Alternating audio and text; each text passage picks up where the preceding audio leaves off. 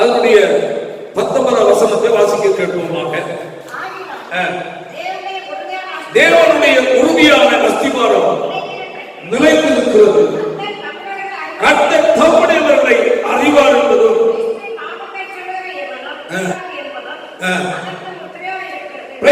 இங்கு நாம் பார்க்கும் போது கர்த்தருடைய வேதம் நமக்கு என்ன சொல்லுகிறது? தேவனுடைய உறுதியான அஸ்திபாரம் நிலைத்திருக்கிறது, கர்த்தர் தம்முடையவர்களை அறிவார். ஆமென், ஹல்லேலூயா, ஆமென். கர்த்தருடைய நாமம் மகிமைப்படுவதாக. அன்பான தேவனுடைய பிள்ளைகளே, இந்த வேத பகுதியை நாம் பார்க்கும் போது உறுதியான அஸ்திபாரம். ஆமென், ஆமென், பிரைஸ் தி லார்ட். உறுதியான அஸ்திபாரம் என்ன செய்கிறதா? நிலைத்திருக்கிறது. ஹல்லேலூயா, ஆமென். போராட்டங்கள் வரும்போது ஒரு தேவனுடைய பிள்ளையுடைய வாழ்க்கை எந்த தரம் வாய்ந்தது, எப்படிப்பட்டது? வாழ்க்கை தரமான வாழ்க்கையா இல்லை ஒரு மேல்வாரியான வாழ்க்கையா என்பதை ஒரு சோதிக்கிற காலத்தான் இப்படிப்பட்ட ஒரு சூழ்நிலையின் காலம். சொல்லுகிறது தேவனுடைய உறுதியான அஸ்திவாரம். ஒரு கர்த்தருடைய பிள்ளைகளுடைய ஆவிக்குரிய வாழ்க்கை அஸ்திவாரத்தை நீங்க ஒன்று பரிசோதித்து பார்க்க வேண்டிய ஒரு நாட்களாயிருக்கிறது. ஆமென், ஹல்லேலூயா. வேதத்தில் பார்க்கும்போது ஆண்டவராய் இயேசு சொன்னார், வாசிப்போமாக. மத்தேயு எழுதின சுவிசேஷம் 7ஆம் அதிகாரத்தில் பார்க்கும்போது அங்கு சில சம்பவங்களை நாம் பார்க்க முடியும். மத்தேயு 7ஆம் அதிகாரத்தில் நாம் பார்க்கிற நேரத்தில் அதனுடைய 24ஆம் வசனத்தில் வாசிப்போமாக. ஆகையால் நான் சொல்லிய இந்த வார்த்தைகளை கேட்டு இவைகளின் படி செய்கிறவன் எவனோ கண்மலையில் தன் வீட்டை கட்டின புத்தியுள்ள மனுஷனுக்கு ஒப்பிடுவேன். ஹல்லேலூயா, பிரைஸ் தி லார்ட். இந்த 7ஆம் அதிகாரத்தில் அநேக காரியங்களை நம்முடைய ஆண்டவர் சொல்லி வைத்திருக்கிறார். பிரைஸ் தி லார்ட், ஆமென். ஆவிக்குரிய வாழ்க்கையில தரம் எப்படிப்பட்டது என்பதை வேதத்தின் வழியாக நாம் புரிந்து கொள்ள முடியும். வேத வசனங்கள் நமக்கு எதற்காக கொடுக்கப்பட்டிருக்கிறது? நாம் வாழ்கிற ஆவிக்குரிய வாழ்க்கை சரியானதா, இல்லை ஏதாவது மாற்றம் உள்ளதாக இருக்கிறதா? அந்த மாற்றமான நிலையை சரிப்படுத்தி சரியானதா நம்ம மாற்றுவதற்கு நாம் கர்த்தருடைய வேத வசனங்கள் நமக்கு கொடுக்கிறார். ஹல்லேலூயா. சத்தியம் ஏன் போதிக்கப்படுகிறது? நம்முடைய வாழ்க்கையை சரிப்படுத்துவதற்காக. ஆமென். தேவன் விரும்புகிற பாதையில் நாம் வாழ்வதற்காக, தேவ ராஜ்யத்திற்கு தகுதியுள்ள ஒரு வாழ்க்கை இந்த பூமியில் வாழ்வதற்காக தேவனாகிய கர்த்தர் நமக்கு சத்தியத்தை நமக்கு போதிக்கிறார். ஆமென். இருக்கிற நிலைகளில் இருந்து கொண்டு என்று சொல்லி தட்டி கொடுப்பதற்கல்ல, உன்னுடைய ஆவிக்குரிய வாழ்க்கை ஒரு தரமான வாழ்க்கையாக மாற வேண்டும். தேவன் விரும்புகிற ஒரு வாழ்க்கையாக வாழ வேண்டும். தேவனுடைய பார்வையில் ஒரு மேன்மையான ஒரு வாழ்க்கை உள்ள ஒரு வாழ்க்கையாக வாழ வேண்டும். அதற்காக தான் தேவனுடைய சபைகள் கூடி வருகிறோம். அதற்காக தான் தேவனுடைய வார்த்தைகள் உங்களுக்கு போதிக்கப்படுகிறது. ஹல்லேலூயா, பிரைஸ் தி லார்ட். சொல்லப்பட்ட ஆகையால் நான் சொல்லிய இந்த வார்த்தைகளை கேட்டு என்று கர்த்தர் ஆரம்பிக்கிறார். ஆமென். 7ஆம் அதிகாரத்தில் பார்க்கும்போது ஏராளமான காரியங்களை நாம் அதில் பார்க்க முடியும். பிரைஸ் தி லார்ட், ஹல்லேலூயா. அதில் பார்க்கிற நேரத்தில் பாருங்க, நான் சொல்லிய இந்த வார்த்தைகளை கேட்டு, ஆண்டவர் சொல்லுகிற வார்த்தையை கேட்டு இவைகளின்படி செய்கிறவன் எவனோ அவன் கர்த்தர் சொன்ன வார்த்தையை கேட்டு அதன்படி செய்கிறவன். அது 2 பேர் இருக்கிறாங்க. ஒன்று கர்த்தர் சொன்ன வார்த்தையை கேட்டு அதன்படி என்ன செய்கிறவன்? செய்கிறவன். அடுத்தது 26ஆம் வசனம், நான் சொல்லிய இந்த வார்த்தைகளை கேட்டு இவைகளின்படி செய்யாதிருக்கிறவன். ஒன்று கர்த்தர் சொன்ன வார்த்தையை கேட்டு அதன்படி செய்கிறவன். இது ஒரு கூட்டம் பேசலாம். கர்த்தர் சொன்ன வார்த்தையை கேட்டு அதன்படி செய்யாத கூட்டம். ஹல்லேலூயா, ஹல்லேலூயா. பாருங்கள், அதுல 2 பார்க்கும். ஒன்று வாசிக்கும் போது ஒன்று கண்மலை மேல் தன் வீட்டை கட்டின புத்தி உள்ள மனுஷன். இனி ஒன்று மணலின் மேல் தன் வீட்டை கட்டின புத்தி இல்லாத மனுஷன். சொல்லிய வார்த்தையின்படி செய்கிறோம். ஆமென். சொல்லிய வார்த்தையின்படி செய்யாத. அதே மாதிரி ஒன்று கண்மலையில கட்டின புத்தி உள்ள மனுஷன். இனி ஒன்று மணல் மேல் கட்டின புத்தி இல்லாத மனுஷன். ஹல்லேலூயா. இது 2 தரம். ஆமென். இன்று கிறிஸ்தவத்தை இந்த நிலையில் 2ஆக கர்த்தருடைய ஆவியானவர் பிரிக்கிறார். நீங்கள் எந்த தரத்தை சார்ந்தவர்கள்? ஆமென், ஆமென். புத்தி உள்ள கூட்டத்தை சார்ந்தவர்களா இல்ல புத்தி இல்லாத கூட்டத்தை சார்ந்தவர்களா? ஹல்லேலூயா. மத்தேயு 25ஆம் அதிகாரத்தில் பார்க்க முடியும். வாசிப்போம். 25:1 ஒரு வசனம் வாசிப்போம். தன் தீவட்டிகளை பிடித்துக் கொண்டு மணவரனுக்கு எதிர்கொண்டு போக புறப்பட்ட 10 கன்னிகைகள் ஒப்பாயிருக்கிறது. 5 பேர் புத்தி உள்ளவர்கள். அங்கு நாம் பார்க்கும் போது 2 கூட்டம் அங்கே இருக்கிறது. ஹல்லேலூயா. தேவனுடைய பிள்ளைகள் வேதத்தின் காரியங்களை மிக கவனமாக புரிந்து கொள்ள வேண்டும். ஹல்லேலூயா. அங்கு நாம் பார்க்கும் போது வாசிப்போர் முறை கூட பரலோக ராஜ்யத்தை கர்த்தர் எதற்கு அங்கதான் பார்த்தோம். நிலை நிற்கிற அஸ்திவாரம். ஆமென். உறுதியான அஸ்திவாரம். புத்தி உள்ளவன் கட்டுகிற கட்டிடம். ஆமென். இன்னொன்று நிலை நிற்காத அஸ்திவாரம். புத்தி இல்லாதவன் கட்டுகிற அஸ்திவாரம். ஆமென். ஹல்லேலூயா. இங்கு நாம் பார்க்கிறோம் புத்தி உள்ள கன்னிகைகள், புத்தி இல்லாத கன்னிகைகள் என்று பார்க்கிறோம். ஹல்லேலூயா. ஏன் கர்த்தர் இப்படிப்பட்ட வசனங்கள் நமக்கு வைத்திருக்கிறார் என்றால், நாம் புத்தி இல்லாதவர்களாய் வாழ்ந்து நமக்கு தேவன் வைத்திருக்கிற அந்த நிச்சயத்தை அடையாதபடி கைவிடப்பட்டவர்களாய் போய்விடக் கூடாது என்பதற்காகவே கர்த்தர் நமக்கு இவைகளை போதிக்கிறார். ஆமென். அப்பொழுது பரலோக ராஜ்யம் தங்கள் தீவட்டிகளை பிடித்துக் கொண்டு மணவாளனுக்கு எதிர்கொண்டு போக புறப்பட்ட 10 கன்னிகைகள். அவர்கள் மணவாளனுடைய எதற்கு? மணவாளனுக்கு எதிர்கொண்டு போக புறப்பட்டவர்கள் 10 பேர். ஆமென். எதற்கு புறப்பட்டவர்கள்? மணவாளனுக்கு சொல்லுங்க, எதிர்கொண்டு போக புறப்பட்டவர்கள் தான். ஹல்லேலூயா. 2 பேரும் சும்மா ஒண்ணு புறப்படல. ஆமென். இயேசுவை ஏற்றுக்கொண்டு ஞானஸ்நானம் பரிசுத்த அபிஷேகம் பெற்று கர்த்தருடைய வருகைக்கென்று நான் பரலோகத்துக்கு போவேன், கர்த்தர் சீக்கிரம் வரப்போகிறார், அவர் வருகையில் எடுத்துக் கொள்ளப்படுவேன் என்ற நிலையுள்ளதான வாஞ்சையும் ஆர்வம் தாகம் உள்ள கூட்டம் தான். ஆமென். Praise the lord. வாசிப்போம். அவர்களில் 5 பேர் புத்தி உள்ளவர்கள், புத்தி இல்லாதவர்கள்.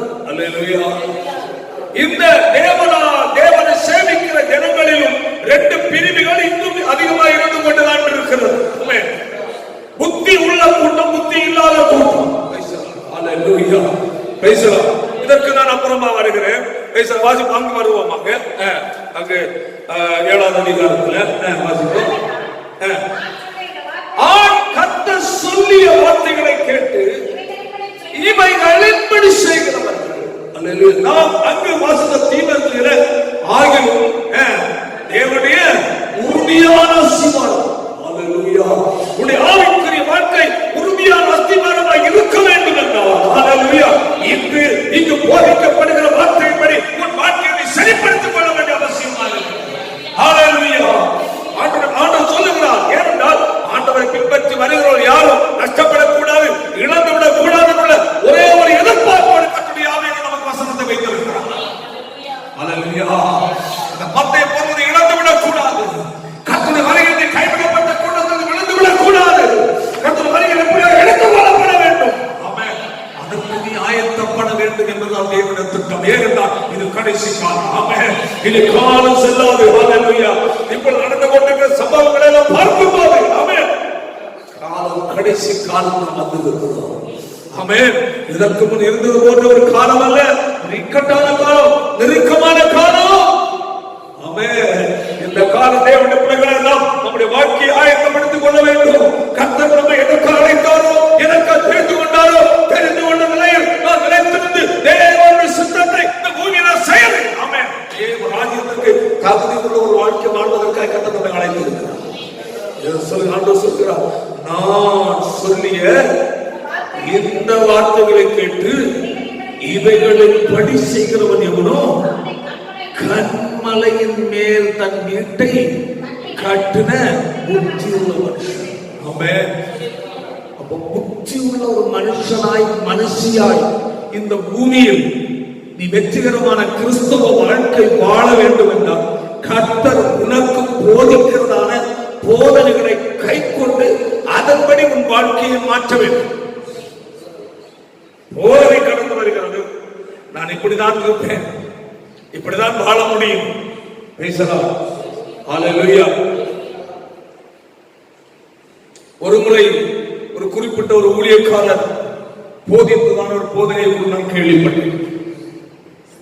என்னவென்றால், அப்படி எல்லாம் வாழணுமா, உங்களுக்கு கண்டிஷன் கட்டுப்பாடா வாழணுமா, நம்ம முடிஞ்ச மாதிரி வாழணும், பரவாயில்லைங்க, நீங்க எல்லாம் எப்படியோ இருங்க, பிரச்சனை இல்லை, சர்ச்சைக்கு மட்டும் வாங்க, தண்ணி அடிக்கிறியா தண்ணி அடி அப்படியே சொல்லி கொடுக்கிறாரு. சிகரெட் பிடிக்கிறியா சிகரெட் பிடி, சினிமா பாக்குறியா சினிமா பாரு, ஏதாவது கேசட் சிடி வேணாம்னா என்கிட்ட சொல்லி நான் வாங்கி தரேன் சினிமா பைசா. ஆமா, அவங்க முடிஞ்ச மாதிரி வாழ முடியும், நீங்க சர்ச்சைக்கு வாங்க என்று சொல்லி சாப்பாடு போட்டு அவர்களை ஆள் கூட்ட சேர்க்கிற ஒரு கூட்டத்தை நான் கேள்விப்பட்டேன். ஏனென்றால் அந்த கூட்டத்துக்கு ஒரு நபர் நம்முடைய சபையில் ஒரு ஆராதனைக்கு ஒரு முறை வந்திருந்தார். இங்கு போதிக்கிறதை கேட்டவுடன் அவர் தடுமாறி விட்டார். பேசுறார். காரணம் என்ன? எங்க பாஸ்டர் நாங்கள் போகிற இடத்துல இப்படி போதிப்பதில்லையே, பாவத்தை குறித்து அவர்களை எச்சரிப்பு கொடுப்பதில்லையே, இப்படிதான் வாழ வேண்டும் என்று போதிப்பதில்லையே, குற்றங்களை குறைகளை சுட்டி காட்டுவதில்லையே, மேம்பாரியாக பேசிக் கொண்டு போகிறார், இங்க எப்படி இருக்கிறது என்று சொல்லி முடிந்த பிறகு அவர்கள் கலந்திருக்கிறார். அப்பதான் சொல்லி இருக்கிறாங்க, பரலோக ராஜ்யம் எல்லாரையும் கூட்டி சேர்க்கிற இடம் அல்ல. ஹல்லேலூயா.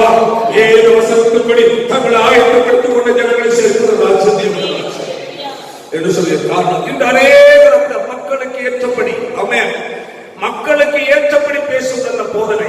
ஆமென். தேவ சபை எதற்காக வைக்கப்பட்டிருக்கிறது? வேதத்தில் 5 விதமான ஊழியங்கள் சொல்லப்பட்டிருக்கிறது. எபேசியர்ல வாசிக்கும் போது அவர் சிலரை அப்போஸ்தலராகவும், தீர்க்கதரிசிகளாகவும், சுவிசேஷகராகவும், மேய்ப்பராகவும், போதகராகவும் ஏற்படுத்தி வைத்திருக்கிறார். 5 விதமான ஊழியங்களை கர்த்தர் ஏற்படுத்தி வைத்திருக்கிறார் தேவ சபைக்கு. எதற்காக அவைகளை ஏற்படுத்தி வைத்திருக்கிறார்? அதனுடைய 10 வசனத்தில் 10 வாசிப்போம். வேதம் நமக்கு சொல்லுகிறது, நாம் அனைவரும் தேவனை குமாரனை பற்றும் விசுவாசத்திலும் அறிவிலும் ஒருமைப்பட்டவர்களாகி கிறிஸ்துவினுடைய நிறைவான வளர்ச்சியின் அளவுக்கு தக்க பூரண புருஷராகும்படிக்கும் பரிசுத்த வாழ்கள் சீர்கொண்டு கொடுத்தும் சுவிசேஷ ஊழியத்தின் வேலைக்காகவும் கிறிஸ்துவின் சரீரமாகிய சபையானது பக்தி விருத்தி அடைவதற்காகவும் அவர் சிலரை அப்போஸ்தலராகவும், தீர்க்கதரிசிகளாகவும், சுவிசேஷகராகவும், மேய்ப்பராகவும், போதகராகவும் ஏற்படுத்தினார். மனிதன் ஏற்படுத்தவில்லை, தேவன் ஏற்படுத்தினார். ஆமென், ஆமென். மனிதன் ஏற்படுத்தினால் அங்கு மேல சொல்லப்பட்டதான சம்பவங்கள் அந்த சபைக்குள் நடக்காது. ஆமென், ஹல்லேலூயா. இந்த நாட்களில் அதிகமாய் மனிதனாக ஏற்படுத்தப்படுகிற ஊழியர்கள் அதிகமாகிவிட்டது. சுயமாக செயல்படுகிறவர்கள். ஆமென், ஹல்லேலூயா, ஹல்லேலூயா. அன்பான தேவனுடைய பிள்ளைகளே, பேசுகிறார். வேதத்தில் பார்க்கும் மிகவும் கவனமாக நாம் கிறிஸ்தவ வாழ்க்கை வாழ வேண்டியது அவசியமா இருக்கிறது. அனைவரும் சொல்லுவார்கள், அப்படி வாழ முடியுமா, இப்படி வாழ முடியுமா என்று சொல்வார்கள். வாழ்வதற்கு தான் கிறிஸ்தவ வாழ்க்கையை தேவன் கொடுத்திருக்கிறார். ஆமென்.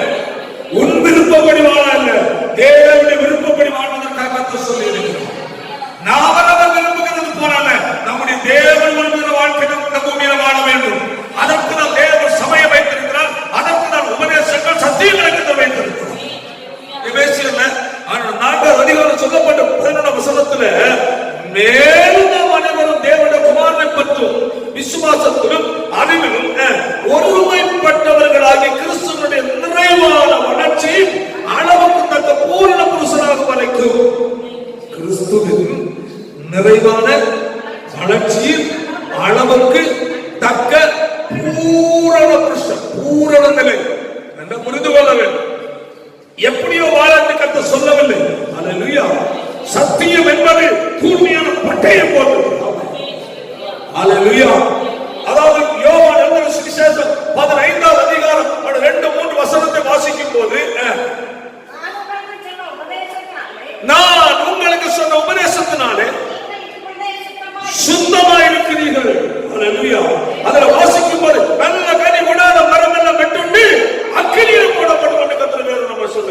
ஹalleluya. Praise the Lord. அது சொல்லப்பட்டது, நான் உங்களுக்கு சொன்ன வசனத்தினாலே நீங்கள் எப்படி இருக்கிறீங்க? சுத்தமாய். பட்டயம் போன்றது கர்த்தருடைய வார்த்தை. பட்டயம் எப்படி தேவையற்றதான கிளைகளை வெட்டி தள்ளுமோ அதுபோல வேதத்தின் சத்தியமாகிய கூர்மையான பட்டயம், இருபுறம் கருக்குள்ள பட்டயம் நம்முடைய வாழ்க்கையிலே தேவையற்ற தகாத குணங்கள், தகாத நடைமுறைகள், தகாத செயல்களை அவைகள் அப்படி என்ன செய்யும்? வெட்டி மாற்றும். அதான் சத்தியம். நம்ம சுத்தம் பண்ண வேண்டும். ஆனால் அதான் சுத்தம் பண்ணி எதற்காக? கிறிஸ்துவனுடைய நிறைவான வளர்ச்சியின் அளவுக்கு தக்க பூரண புருஷனை நம்ம மாற்றுவதற்கு. ஹalleluya. நாம் மனிதன். ஆமென். நம்ம அநேக காரியங்களை நம்ம ஒட்டிக்கொள்ளும். கிறிஸ்துவின் நிறைவான வளர்ச்சியின் அளவுக்கு தக்க பூரண நிலை நாம் அடைய வேண்டும் என்றால் மனிதனாகிய நம்முடைய வாழ்க்கையில அவ்வப்போது ஒட்டிக்கொள்ளுகிற காரியங்களை என்ன செய்ய வேண்டும்? வெற்றி மாற்றுவதுதான் சத்தியம், உபதேச சத்தியம். ஆமென். ஹalleluya.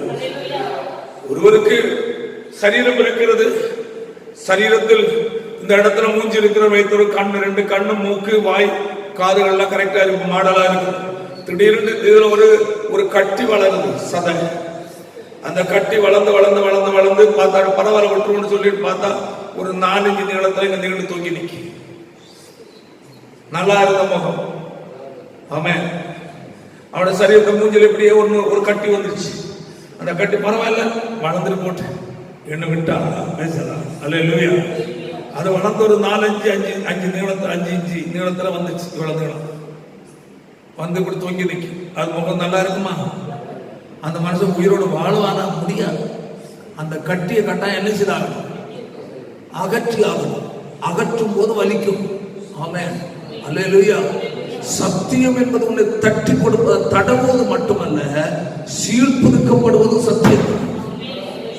உன் காயங்கள் ஆற்றப்பட வேண்டும் என்றால் சத்தியம் போதிக்கப்பட வேண்டும். நீ கிறிஸ்துவின் நிறைவான வளர்ச்சியின் அளவுக்கு தக்க பூரண நிலையை நீ அடைய வேண்டும் என்றால் உனக்கு உபதேச சத்தியங்கள் கட்டாயம் அவசியம். ஹalleluya. நம்முடைய சரீரத்தில் தேவையற்றதாய் முளைத்து எழுப்புகிறதான அவயவம் எக்ஸ்ட்ரா வருகிறதான சதைகளை எப்படி டாக்டர் மூலமாக அகற்றுகிறார்களோ அதுபோல் நம்முடைய கிறிஸ்தவ வாழ்க்கையில் தேவையில்லாமல் முளைக்கிற பல குணங்கள், பல நடைமுறைகள், பல செயல்பாடுகள், இவைகள் எல்லாம் சத்தியம் என்ன செய்யும்? வெட்டும். அல்லேலூயா. அத சொல்லப்பட்டிருக்கிறது, கிறிஸ்துவின் நிறைவான வளர்ச்சியின் அளவுக்கு தக்க பூரண புருஷராக வரைக்கும் பரிசுத்த வாழ்க்கை என்ன செய்யணுமா? சீர் பொருந்தணுமா? அது உபதேசத்தின் அடிப்படையில் போதனா சீர் பொருந்த பண்ணும். உபதேசங்கள் கொடுக்கிற இடத்திலேயே சீர் பொருந்தானவங்க இருக்கிறாங்க. அல்லேலூயா. அதனால் போதிக்கப்படாமல் இருக்க முடியுமா? போதித்தாக வேண்டும். ஆமென். அடுத்தது சுவிசேஷ ஊழியத்தின் வேலைக்காகவும் கிறிஸ்துவின் சரீரமாகிய சபையால் என்ன செய்யணுமா? பக்தி விருத்தி அடையணும். பக்தியில் விருத்தி அடையணும். ஆமென். பக்தி மட்டுமல்ல, வேதம் சொல்லுகிறது பக்தியின் வேஷத்தை தரித்து அதன் பலனை என்ன செய்தவர்கள்? மறுதளித்தவர்களாக இருப்பார்கள் கடைசி நாட்கள்ல. அந்த நிலையில் போய்விடாதபடி அல்லேலூயா, இந்த ஆவிக்குரிய பக்தியில் என்ன உண்டாகணும்? ஒரு விருத்தி, ஒரு வளர்ச்சி உண்டாகும். ஆமென். அல்லேலூயா. பக்தி விருத்தி அடைவதற்காகவும் அவர் சிலரை கர்த்தர் சிலரை ஏன் அப்போஸ்தலராக, தீர்க்கதரிசிகளாக, சுவிசேஷகராக, மேய்ப்பராக, போதகராக ஏற்படுத்துகிற கிறிஸ்துவின் சரீரமாகிய சபை பக்தி விருத்தி அடையும். ஆமென். சபை பெருகினா மட்டும் போதாது, எண்ணிக்கை பெருகினா மட்டும் போதாது, வருகிற ஜனங்கள் என்ன செய்யணும்? பக்தி விருத்தி அடைய வேண்டும். ஆமென். பெருக்க தேவை, அதுபோல குவாலிட்டி தேவை.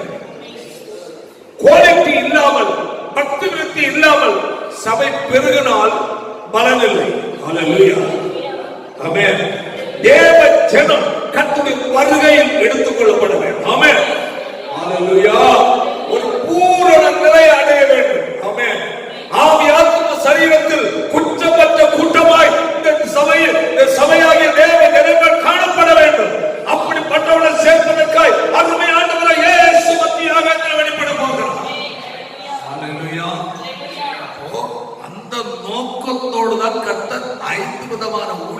செய்தார்? ஏற்படுத்தினார். அல்லேலூயா. யார் ஏற்படுத்தினா? சொல்லுங்க. தேவன் ஏற்படுத்தினார். யார் ஏற்படுத்தல? மனுஷன். வெளிப்படுத்த விசேஷத்தை வாசிக்க வேண்டாம். தங்கள் அப்போஸ்தலன் அல்லாதவர்கள் தங்களை எப்படி அப்போஸ்தலன் காட்டிக் கொள்ளுகிறவர்கள் கள்ள அப்போஸ்தலன் இருக்கிறாங்க. ஆமென். மேய்ப்பனாக அழைக்கப்படாமலும் மேய்ப்பனுடைய வேலை செய்கிறதான ஊழியர்கள் இருக்கிறாங்க. சிலருக்கு சில கால சுவிசேஷகனாக, நான் சுவிசேஷகனாக என் ஆண்டவர் அழைத்தார் என்று சொல்லிக் கொண்டு நடப்பார்கள். கொஞ்ச நாள் போக போக போக அவங்க கடைசியில வந்து சுவிசேஷம் பாஸ்டர் மாறிடுவாங்க, மேய்ப்பனா மாறிடுவாங்க. ஆமென். சகோதரனே சகோதரியே, ஒரு தேவனுடைய ஊழியக்காரன் என்றால் அவனுடைய தேவன் அவனை எதற்காக அழைத்திருக்கிறார் என்பதை தெளிவாக அழைத்திருக்க வேண்டும். ஒரு ஊழியக்காரனை சுவிசேஷம் அழைத்திருந்தால் கடைசி மூச்சு வரையிலையும் நீ சுவிசேஷனுடைய வேலையை தான் செய்யணும். ஆமென். உன்னை மேய்ப்பனாக கர்த்தர் அழைத்திருந்தால் மேய்ப்பனுடைய வேலையை தான் செய்யணும். திடீரென்று மேய்ப்பனுடைய வேலையை விட்டு சுவிசேஷகனாக போயிடக்கூடாது. மேய்ப்பனை சுவிசேஷம் சொல்ல அதிகாரம் இருக்கிறது. கர்த்தர் அந்த அபிஷேகத்தை கொடுத்திருக்கிறார். ஆனால் மேய்ப்பனுடைய வேலையோடு இருந்து நீ சுவிசேஷம் அறிவிக்க வேண்டும். சுவிசேஷம் அறிவித்து மந்தையில் ஆத்துமாக்களை சேர்க்க வேண்டும். அடுத்த போதகன், அவன் டீச்சிங், அவன் போதகனாய் போதக ஊழியம் ஏற்படுத்தப்பட்டவர். அவர் மேய்ப்பனாக வேலை செய்ய முடியாது. போதகனுடைய வேலை தான் செய்யணும். அதே அப்போஸ்தலன் வேலை தான் செய்யணும். தீர்க்கதரிசி தங்களுக்கு ஒரு கூட்டத்தை கூட்டிக் கொண்டு நான் பாஸ்டர் என்று சொல்லக்கூடாது. தீர்க்கதரிசன ஊழியத்தை செய்ய வேண்டும். 5 விதமான ஊழியத்தில் யார் யாரை எந்தெந்த ஊழியத்துக்கு தேவன் அழைத்திருக்கிறாரோ அந்தந்த ஊழியர்களை கட்டாயம் செய்ய வேண்டும். அடுத்தவருடைய ட்ராக்ல போக கூடாது. அல்லேலூயா. அப்படி பட்டவனை பார்த்து கர்த்தர் சொல்கிறார், அக்கிரம செய்கிற காரணை என்று கர்த்தர் கூப்பிடுகிறார். அல்லேலூயா. பிதாவின் சித்தம் செய்யாமல் என்று நோக்கி கர்த்தாவே கர்த்தாவே என்று கூப்பிடுகிறவன் எங்க பிரவேசிக்க மாட்டான். தேவனுடைய ராஜ்யத்தில் என்ன செய்ய மாட்டான்? பிரவேசிக்க மாட்டான். அந்த ஆளுநை அடையுங்க. பரலோகத்திற்கிற பிதாவின் சித்தத்தை செய்கிறவனை பரலோகத்தில் பிரவேசிப்பானே அல்லாமல்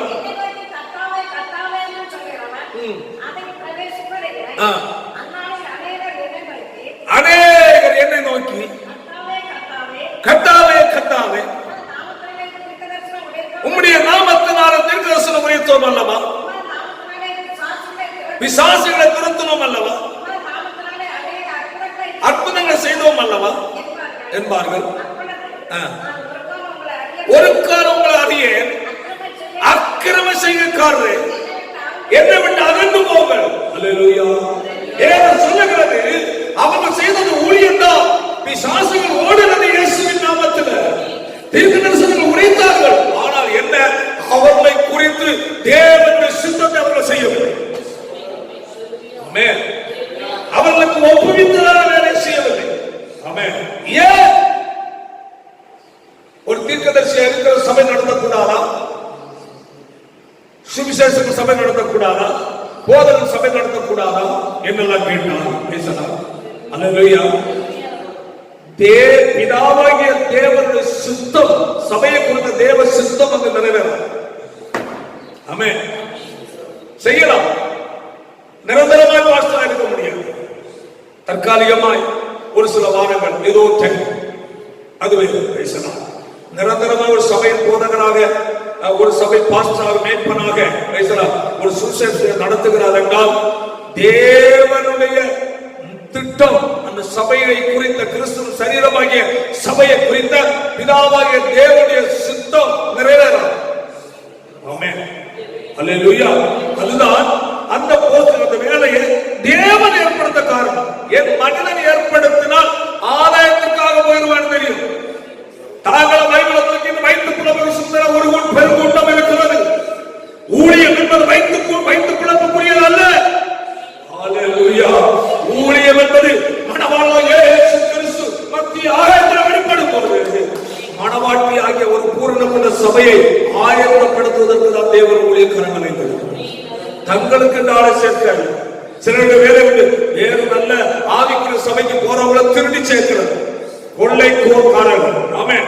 நல்ல ஆவிக்குரிய சபைகளா இருக்கும், சத்தியம் போதிக்கப்படுகிறார்கள் இருக்கும். அங்கு ஆசை வார்த்தைகளை சொல்லி அவர்கள் தங்களுடைய பட்டியலை சேர்த்துக் கொள்வார்கள். சேர்த்துக் கொண்டு அவர்கள் காணிக்கைகளை வாழ்வார்கள். பொல்லாத வேலையாளர்கள் தேவன் நியமிப்பார் அவர்களை. சத்தியம் போதிக்கிற ஒரு இடத்தில் உள்ள ஒரு விசுவாசி எந்த சபையா இருந்தாலும் சரி, அந்த விசுவாசி சத்தியம் போதிக்கப்படுகிற சபையில் தான் அவர்கள் இருக்க வேண்டும். அதிலிருந்து ஓடுகிறார் என்றால் தேவன் உன்னை நியமிப்பார். அப்படி சத்தியம் போதிக்கப்படுகிற சரியான சத்தியம் போதிக்கப்படுகிற சபையிலிருந்து ஒரு ஆத்மாவை திருடி தன் சபையில் சேர்த்து வைப்பார் என்றால் அந்த ஊழியக்காரனை சும்மா விட மாட்டார். இந்த திருடர்கள் கொள்ளைக்காரர்கள் அதிகமாக பெருகிவிட்டார். ஏராளம் எங்கு பார்த்தால் ஆமென். அடுத்த சபையில் 10 பேர் எடுப்பாங்க, அங்கே கொஞ்சம் பேர் எடுப்பாங்க. கேட்டா சொல்லுவாங்க, அவங்க தான் வந்து அவங்க ஆட்களை கூட்டிட்டு போங்க, இதான் சொல்லுவாங்க. அல்லேலூயா. நம்முடைய சபையில் உள்ள ஜனங்கள் நிறைய சபையில் தொடக்க இந்த மாவட்டத்தில் முதல்ல வந்தவர் 400 ஆள் இங்க வந்து நன்மை பெற்ற ஜனங்கள் ஆங்காங்க இருக்கிறாங்க. நான் ஒண்ணு கண்டுகிற காரணம் என்ன செய்யணும் பேசலாம். அல்லேலூயா. தேவன் ஒரு நாள் நியாயாதிபதியாக வெளிப்படும். ஆமென். ராமிக்குரிய சபைக்குள் நீ இருந்தாயே, உன்னை சத்தியம் போதிக்கப்படுகிற இடங்களான நான் வைத்திருந்தேன். உன் பாவத்தை கண்டித்து பேசினதுனால், உன் குறைகள் சத்தியத்தின் மூலமாய் சுட்டி காட்டப்பட்டதனால் நீ அந்த சபையை விட்டு ஓடி வந்தாயே என்று கர்த்தர் கேட்பார். அல்லேலூயா. ராவிக்குரிய சபை என்றால் கட்டாயம் உபதேசங்கள் இருக்க வேண்டும், சத்தியம் இருக்க வேண்டும். ஆமென், ஆமென். அந்த நிலை கட்டப்பட்டு எழுதுவதுதான் தேவன் விரும்புகிற சபை. அல்லேலூயா. அதனால் அவர்களாக தங்களை ஒரு ஊழியக்காரனாக தங்களை மாற்றக்கூடாது. ஆமென். தேவன் ஏற்படுத்த வேண்டும். ஆமென். ஒரு தேவனுடைய ஊழியக்காரனுக்கு தனிப்பட்ட அழைப்பும் தரிசனமும் இருந்தால், தரிசனமும் அழைப்பு இருந்தால் அவர் தனியாக இருந்து ஊழியம் செய்யலாம். அழைப்பு இருக்கிறது, தரிசனம் இல்லை என்றால் கட்ட அழைப்பை பெற்ற ஒரு மனுஷன் நல்ல தரிசனம் உள்ள நல்ல ஒரு ஐக்கியத்தில் பெல்லஷிப்பில் சேர்ந்து ஊழியம் செய்ய வேண்டும். டினாமினேஷன் ஊழியர்கள் வரவேற்கத்தக்கது. ஆமென்.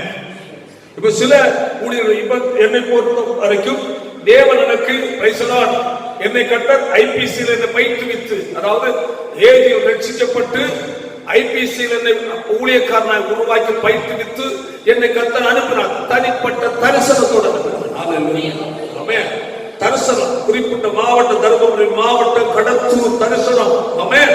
அல்லேலூயா. அந்த அழைப்பு தரிசனத்தை இந்த இடத்துக்கு என்ன அனுப்புறதுனால தான் நான் தனியாக முடிஞ்சிருக்கிறேன். அல்லேலூயா. ஆனால் எனக்கு அழைப்பு மட்டும்தான் என் அழைப்பா இருந்தால் கட்டாயமாக நல்ல ஒரு உபதேசங்கள் சத்தியங்கள் போதைகள் சரியான நல்ல ஸ்தாபனத்தில் இணைந்து நான் செயல்பட வேண்டும். அந்த ஸ்தாபனத்துடைய தரிசனத்தில் நான் இணைந்து எனக்கு அழைத்த அழைப்பு நான் செயல்படுத்துவேன். அவ்வளவுதான். அழைப்பு தரிசனம் இல்லை என்றால் அப்படித்தான் ஐக்கியப்பட்டு செய்ய வேண்டும். இல்லை என்றால், இல்லை என்னை கர்த்தர் அழைத்திருக்கிறார், எனக்கு ஆத்துமாக்கள் கர்த்தர் கொடுக்கிறார் என்றால் ஆத்துமாக்கள் வருவார்கள். ஆனால் உன்னை கொண்டு தேவனுடைய சுத்தம் நிறைவேறார். அழைப்பு மட்டும் இருக்கிறது என்றால் கட்டாயம் ஒரு ஸ்தாபனத்தில் சேர்ந்து இருக்க வேண்டும். ஸ்தாபன தரிசனத்தில் இணைய வேண்டும். அல்லேலூயா. அழைப்பு தரிசனமும் இருந்தால் தரிசனத்தின் படி இருந்து ஊழியம் செய்யலாம். அல்லேலூயா. எனக்கு அழைப்பு இருக்கிறது, நான் சுவிசேஷன் ஆத்மாக்கள் ரட்சிக்கப்படுறாங்க, பிசாசம் ஓடுகிறது என்றால் அப்படியெல்லாம் சொல்லி நான் தனியாக நீ ஆட்களை சேர்ப்பா என்றால் வேதத்தின் படி ஒரு அக்கிரம செய்யக்காரர்கள் மாற்றப்பட்டுகிறார். கர்த்தர் நியாயம் இருக்கும். அல்லேலூயா. தேவனுடைய திட்டம் அங்கு நிறைவேறாது. அதான் சொல்ல பரிசுத்தவான்கள் சீர்பொருந்தும் பொருட்டு விசேஷ ஊழியத்தின் வேலைக்காகவும் கிறிஸ்துவின் சரீரமாகிய சபையான பக்தி விருத்தி அடைவதற்காகவும் என்று சொல்லப்படும் அந்த நிலைக்காக தான் 5 விதமான ஊழியத்தை கர்த்தர் வைத்திருக்கிறார். அல்லேலூயா. இந்த நிலையில் கட்டப்பட்டு எழுப்புவதால் உறுதியான ஆசீர்வாதமாய் மாறும். அதைதான் நாம் அங்கு வாசிப்போம். அல்லேலூயா. வாசிப்போம். மத்தேயுல வருவோம். மத்தேயு வருவோம் 7ஆம் அதிகாரத்துல நான் சொல்லிய இந்த வார்த்தைகளை கேட்டு இவைகளின்படி செய்கிறவன் எவனோ அவன் எப்படியா கன்மலை மேல் வீட்டை கட்டின புத்தி உள்ள ஒரு மனுஷனுக்கு ஒப்புடுவேன். அடுத்த வசனம், பெரும் மழை சொரிந்து பெருவெள்ளம் வந்து காற்றடித்து அந்த வீட்டின் மேல் மோதி விழவில்லை. ஏனென்றால் கன்மலை மேல் ஆசீர்வாதம். அல்லேலூயா. அல்லேலூயா. என்ன புரிந்து கொள்ள வேண்டும், மிக முக்கியமான ஒரு பாயிண்ட். அல்லேலூயா. பெருமழை மேலே இருந்து தாக்குதல், வான மண்டலத்தில் பொல்லாத ஆவின் சேவைகள் மூலமாய் தாக்குதல், சபைக்கு எதிராய் தேவ ஜனத்துக்கு எதிராய் தாக்குதல்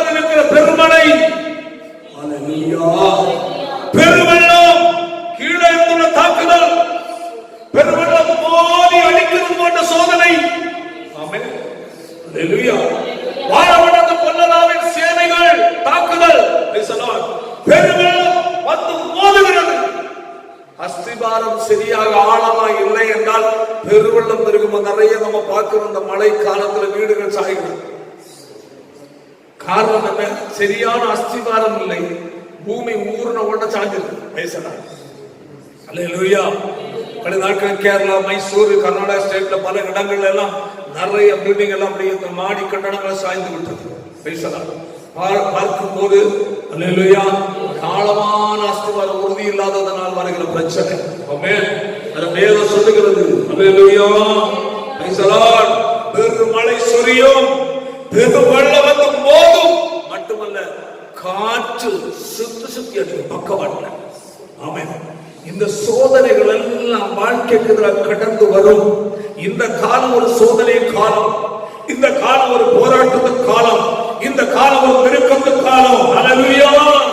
நிம்மதியை வாழ முடியவில்லை, நிம்மதியாக கர்த்தரை ஆராதிக்க முடியவில்லை. தேவனுடைய பிள்ளைகளே, இப்பொழுது இந்த நாட்கள் பெரும் மழை பெய்து, பெரும் வெள்ளம் வந்து, பெரும் காற்று உன்னுடைய ஆவிக்குரிய வாழ்க்கையில் மோதி அடிக்கிறது.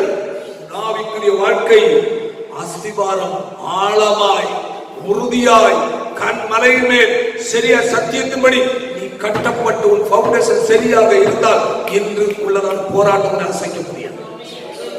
அல்லேலூயா. அல்லேலூயா. பெருமழை சுரிந்து பெருவெள்ளம் வந்து காற்று அடித்து அந்த வீட்டின் மேல் மோதி என்ன செய்யவில்லை? விடவில்லை. ஆவிக்கிற வாழ்க்கை பின்வாங்கவில்லை. ஆவிக்கிற வாழ்க்கை ஆதி அன்பை விடவில்லை. ஆவிக்கிற வாழ்க்கை தேவனோடு பற்றுதலை விட்டு விலகவில்லை. காரணம் உறுதியா அந்த வார்த்தையை கேட்கிற ஒரு தேவனுடைய பிள்ளையை ஒரு வாழ்க்கை நீ சோதித்துப்பா. ஆவிக்கிற வாழ்க்கை எப்படி இருக்கிறது? ஆமென். போராட்டம் இந்த நாட்கள் லாக்டவுன் ஆகிய எந்த பீரியட்ல ஆண்டவரை ஆராதிக்க முடியவில்லையே, சபைக்கு போக முடியவில்லையே, ஜெபிக்க முடியவில்லையே, பழைய போல இருக்க முடியவில்லை என்று கொஞ்சம் கொஞ்சம் கொஞ்சமா ஒரு ஆவிக்கிற வாழ்க்கை தணிந்து ஒரு அனலா இருந்த நீ வெதுவெதுப்பாய் மாறி குளிராக மாறி கர்த்தர் வாங்கி கொண்டிருக்கிற நிலையில் உன்னை தள்ளி விடுகிற நிலையில் வாழ்க்கை மாறிக்கொண்டிருக்கிறது என்றால் இன்றைக்கு நீ உன்னை சோதித்து கரெக்ட் பண்ணிக்க. உன் அஸ்திவாரத்தில் எங்கேயோ பிரச்சனை இருக்கு. அல்லேலூயா. அஸ்திவாரத்தில் எங்கேயோ பிரச்சனை இருக்கிறது. நான் சொல்லிய இந்த வார்த்தைகளை கேட்டு இவைகளின் படி கர்த்தர் சொல்லிய வார்த்தைகளை கேட்டு அநேகருக்கு கர்த்தர் சொல்லுகிற வார்த்தையை கேட்டு வாழ விரும்பவில்லை. என்னதான் போதிக்கப்பட்டாலும் அவர்கள் விருப்பம் போல வாழ்வாங்க, கேட்பாங்க, பேசலாம், ஆனா செய்ய மாட்டாங்க. ஒரு கூட்டம் கேட்பாங்க, அதை செய்ய பிரயாசப்படுவாங்க. பரவாயில்ல, இந்த கர்த்தர் இப்படி பேசலாம், இன்னைக்கு கேட்ட பிரசங்கம் என்னென்ன மாதிரி இதன்படி நாம் வாழணும், என்னிடத்து என்ன குறை இருக்கிறது, நான் என் வாழ்க்கையில் எங்குதான் என்ன சரிப்படுத்த வேண்டும் என்று தங்களை சோதித்து தங்களை ரெடி பண்ணிடுவாங்க. ஆனா ஒரு கூட்டம் என்ன சொல்லுகிறது? நான் சொல்லி இந்த வார்த்தைகளை கேட்டு இவைகளின்படி செய்யாதிருக்கிறவன், செய்யாதிருக்கிற கூட்டம் கேட்பாங்க. அல்லேலூயா. என்ன செய்வாங்க? கேட்பாங்க, ஆனா அதன்படி வாழ மாட்டாங்க. இன்னைக்கு பெருங்கூட்டம் அப்படிதான் இருக்கு. வசனத்தை கேட்பாங்க, அல்லேலூயா சோத்திரம் நல்ல வேணும் ஆவியில நிரம்பி அந்நிய பாஷையில பேசுவாங்க, நல்லா குதிப்பாங்க. அப்படா சோத்திரம் கிட்ட பரவாயில்ல. என்ன இன்று கர்த்தர் யாரோடெல்லாம் இடைப்பட்டார், யாரோடு கர்த்தர் பேசினான் கைகளை தூக்குங்கன்னு சொன்னா நிறைய கை தூக்கும். ஸ்தோத்திரம். ஓகே, அடுத்தது இதே கை அடுத்த வாரம் தூக்கும் பேசுறாங்க. அல்லேலூயா. நிரந்தரமா கை தூக்குற கிறிஸ்தவங்க இருக்காங்க. ஏன்னா பேசுற கர்த்தருடைய வார்த்தை கடந்து வரும்போது அப்போ ஒரு உணர்ச்சி வசப்படுவாங்க. அந்த நேரத்தோட அவங்க கேட்ட சத்தியத்தை மறந்துடுவாங்க. ஆவிக்கிற வாழ்க்கையை பழைய நிலைக்கு மாறிடுவாங்க. இனி அடுத்த வாரம் எப்போ திரும்ப ஒரு உணர்ச்சி வசப்படுவாங்க. அப்ப என்னவென்றால் கேட்டு அதன்படி செய்யாதவன் ஆசீர்வாதம். நான் சொல்லி இந்த வார்த்தைகளை கேட்டு இவைகளின்படி செய்யாதிருக்கிறவனோ அவன் தன் வீட்டை எங்க மணலின் மேல் எங்க கட்டுறான்? மணல்ல கட்டுறான். ரெண்டு கட்டிடம் தான், நல்ல ஸ்ட்ராங் பவுண்டேஷன். நல்லா புரிஞ்சுக்கிறது. இப்ப இந்த கட்டிடம் இருக்கு, கீழே காலம் எழுப்பி நல்ல ஸ்ட்ராங்கா கட்டி வச்சிருக்க. இதே போல பக்கத்துல கட்டிடம் இருக்கு சாதா. இது ஒரு 6 அடி வரையிலும் ஆழமான காலம் போட்டிருக்கும். கீழே 6-7 அடி ஆழமான காலம். அந்த பக்கம் ஒரு கட்டடம் கட்டுறாங்கன்னு வச்சுக்கிடுவோம். அது ஒரு அடி மண் எடுத்துட்டு கட்டுறாங்க. இதே மாதிரி கட்டடம் அங்கேயே கட்டப்பட்டது, ரொம்ப ஸ்ட்ராங். வேண்டாம் இதை விட நல்ல அழகாக மாடல் என்ன செய்யலாம், கட்டலாம். இது 2 மாடி, ஓகே. அது அவர்கள் 2 மாடி 3 மாடி 4 மாடி கட்டிட்டாங்க. ரொம்ப இது பண்ணி பெயிண்ட் எல்லாம் அடிச்சு பார்க்க ரொம்ப நல்ல அழகா இருக்கு. படா இவ்வளோ அழகான வீடுன்னு பார்க்கும்போது இருக்குமா இருக்காதா? எவ்வளோ அழகான வீடு. இது ஒரு வீடு பார்த்து கட்டி சிம்பிளா தான் இருக்கு, சின்ன வீடு, அளவோட அவ்வளோதான், கிரவுண்ட் ஃப்ளோர் மேலே ஒரு அவ்வளோதான். அதனால 3 மாடி கட்டி எவ்வளோ அழகா ஸ்டைலா கட்டி இருக்கப்பா என்ன நினைப்பாங்க. பார்க்கறதுக்கு பார்வைக்கு நல்லா தான் இருக்கு. அநேக தேவனுடைய பிள்ளைகளுடைய கிறிஸ்தவ வாழ்க்கை இப்படிதான். சிலவங்களுடைய வாழ்க்கை ஸ்ட்ராங்கா இருக்கும். பெரிய அளவில் பார்க்கறது, பெரிய அளவில் தங்களை காட்டிக்கொள்ள மாட்டாங்க, ஆனா உறுதியா இருப்பாங்க. ஆனா சிலவங்க சோத்திரம் பைசலாடும் அல்ல, ரொம்ப வேகமா இருப்பாங்க, ரொம்ப அலங்காரம், நல்ல பிரதரா நல்ல சிஸ்டரா பைசலா எங்களை பாராட்டுகிற அளவுல இருப்பாங்க. நல்லா புரிந்து கொள்ள வேண்டும். அல்லேலூயா. உன் அப்பொழுது இருக்கிற உற்சாகம் சரி, வேகம் சரி, அதை நான் குறை சொல்லல. ஆனா உங்க அஸ்திவாரம் எப்படி என்பதான் கற்றுக் கேட்கலாம். அல்லேலூயா. ஆனால் நல்லா இருப்பார்கள். திடீரென்று என்ன பெய்யும்? பெருமழை, அடுத்தது பெருவெள்ளம், அடுத்தது காற்றடிக்கும், சோதனை வரும், பெருமழை, மேலே பிரச்சனை வரும். அல்லேலூயா. பக்கவாட்ட பிரச்சனை வரும். அல்லேலூயா. தண்ணி போல அடித்து போட்டு போற போல பிரச்சனை, காற்று சுத்தி போதை மாதிரிப்பட்ட காற்று போதை போல பிரச்சனை, சோதனை வரும்போது அது தெரியும். நீ அதுவரை மேக்கப் பண்ணி வச்சிருந்ததான கிறிஸ்துவ வாழ்க்கை சரியான வாழ்க்கை இல்லை என்ற தெரியும். பவுண்டேஷன் அஸ்திவாரம் சரியில்லை என்றார். பெருமழை, பெருவெள்ளம் வந்து காற்றடிக்கும் போது இந்த கட்டிடம் என்ன ஆகும்? அங்கங்கே கிராக் ஆகி சாதி. ஆனா பக்கத்தில் கட்டப்பட்டிருக்கிற உறுதியான கட்டிடம் சரியாக. அன்பான தேவனுடைய பிள்ளைகளே, அந்த உறுதியான கட்டிடமாய் மாற வேண்டும் என்றால் நீ கேட்கிற சத்தியத்தை கை கொண்டு அதன்படி வாழ்வதற்கு உன்னை ஒப்பு கொடுத்து செபித்து நீ ஆயத்தப்பட வாழ பிரயாசப்பட வேண்டும். தேவன் உனக்கு என்ன சொல்லுகிறாரோ அதை கேட்டு விட்டு விடாதே, அதை கை கொண்டு அதன்படி வாழ நீ ஒப்பு கொடுப்பாய். கிறிஸ்தவ வாழ்க்கை வெற்றிகரமான வாழ்க்கையாக நீ அதன்படி வாழ்வதற்கு நீ மறுப்பாய். ஆவிக்குரிய வாழ்க்கை வேறு சொல்கிறது மணலின் மேல் கட்டின வீட்டை போல. வேறு சொல்கிற பெருமழை சொரிந்து பெருவெள்ளம் வந்து காற்று அடித்த அந்த வீட்டு மோதி அது விழுந்தது, விழுந்து முழுவதும் அழிந்தது. உன் கிறிஸ்தவ வாழ்க்கை எப்படிப்பட்ட வாழ்க்கை என்பதை நீ பார்க்க வேண்டும். நாம் வாசித்தோம், தேவனுடைய உறுதியான அஸ்திவாரம் நிலைத்திருக்கிறது. கர்த்தர் தம்முடையவர்களை அறிவார். ஹல்லேலூயா. தேவனுடைய உறுதியான அஸ்திவாரம் நிலைத்திருக்கும். ஆமென். கர்த்தருடைய வார்த்தையை கேட்கிற பிரியமான தேவனுடைய பிள்ளையே, ஆமென். உன்னுடைய ஆவிக்குரிய வாழ்க்கை உறுதியான அஸ்திவாரம் உள்ளதா இருக்கிறதா? இல்லை மேல்மாறியானதா இருக்கிறதா? நீ கர்த்தரை சேவிக்க நீ புறப்பட்டது சரியா மனம் திரும்பி பரலோக ராஜ்யத்திற்காக ஆழமான தீர்மானத்தோடு புறப்பட்டிருக்கிறாயா? இல்லை, உலக பிரகாரமான ஆசீர்வாதங்கள், நன்மைகள், உலக சுகத்தை நம்பி கிறிஸ்துவ வாழ்க்கை நீ ஆரம்பித்தாயா? உன் வாழ்க்கை எப்படிப்பட்டதாக இருக்கிறது என்பதை இன்று நீ சோதித்து பார். ஆவிக்குரிய வாழ்க்கை உறுதி இல்லாத, அஸ்திவாரம் சரியா இல்லாத கிறிஸ்தவ வாழ்க்கை ஒரு கட்டிடத்தை போன்ற ஒரு வாழ்க்கை இருக்கும் என்றால் இன்றைக்கு உன் அஸ்திவாரத்தோடு சோதித்து பார். இந்த பிரச்சனை, லாக்டவுன், இந்த நெருக்கம், ஆராதனைக்கு வர முடியாத சூழ்நிலை, இன்னும் மற்ற பல சம்பாத்தியங்கள் சம்பாதிக்க முடியாத சூழ்நிலை மத்தியில் சோர்ந்து போகிறாயோ?